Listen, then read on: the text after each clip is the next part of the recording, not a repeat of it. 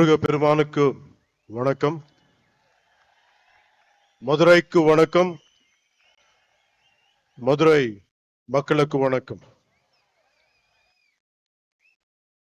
முருக பக்த மாநாட்டை நடத்தும் இந்து முன்னணிக்கும் இந்து முன்னணியின் தலைவர் திரு காடேஸ்வர சுப்பிரமணியம் அவர்களுக்கும் வணக்கம். சஷ்டி கவசத்தை இசைத்த லட்சோப லட்சம் பேரில் இருக்கும் ஒவ்வொருவருக்கும் வணக்கம். மேடையில் உள்ள தலைவர்களுக்கும் எல்லாருக்கும் வணக்கம். மேடையில் இருந்த திரு வன்னிராஜன் அவர்களுக்கும் திரு பக்தன் அவர்களுக்கும் திரு அண்ணாமலை அவர்களுக்கும் திரு எல் முருகன் அவர்களுக்கும் திரு வானதி ஸ்ரீனிவாசன் அவர்களுக்கும்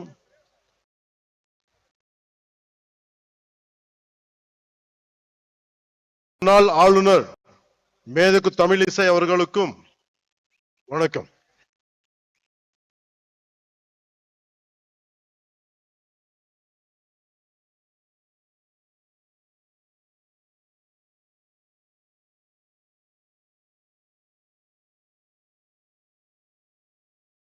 தமிழ்நாடு பிஜேபி தலைவர் திரு நயினார் நாகேந்திரன் சாதனை சேதார் நாகேந்திரன் என்று ஆகி போகிறார். அவருக்கு என் வணக்கம்.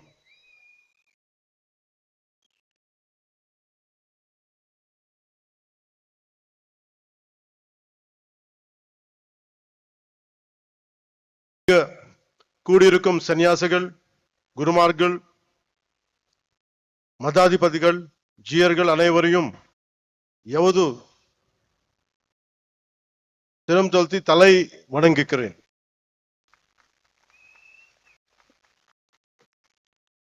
என்னை மதுரைக்கு வரவழைத்தது முருகன்.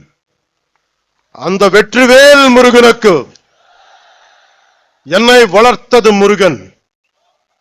அந்த வீரவேல் முருகனுக்கு எனக்கு துணிச்சல் தந்தது முருகன். அந்த சுரவேல் முருகனுக்கு, மதுரைக்கும் முருகனுக்கும் நெருக்கம் அதிகம். முருகனின் முதல் அறுபடை வீடும் கடைசி அறுபடை வீடும் மதுரையில் தான் உள்ளன. மதுரை என்பது மீனாட்சி அம்மன் பட்டினம். மீனாட்சி அம்மன் தாய் பார்வதியின் அம்சம். எனவே முருகனின் தாயாரும் மதுரையில் தான் உள்ளார். முருகனின் தந்தை சிவபெருமான் முதல் சங்கத்துக்கு தலைமை ஏற்று மதுரையில் தான் இருந்தார். எனவே இந்த மதுரையில்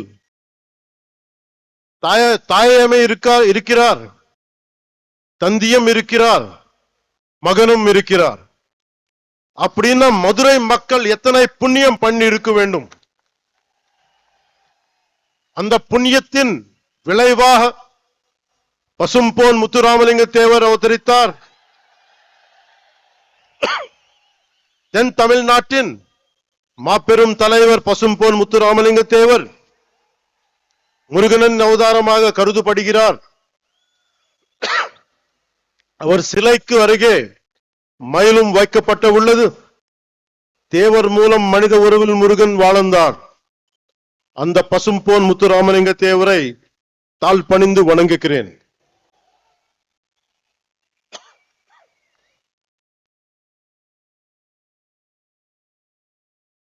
இப்போது மதுரையில் நடத்த ஒரு நிகழ்வை சொல்ல போகிறேன்.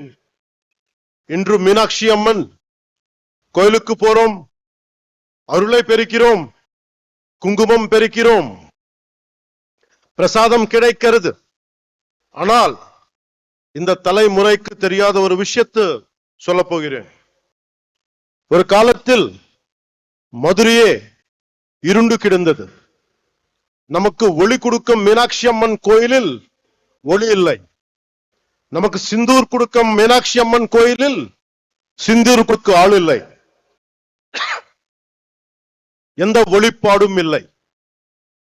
கோயில் நொறுங்கி போய் இருந்தது. ஏன் தெரியுமா? 14ஆம் நூற்றாண்டு தொடக்கத்தில் மதுரையை மாலிக் கஃபூர் லூட் பண்ணினான்.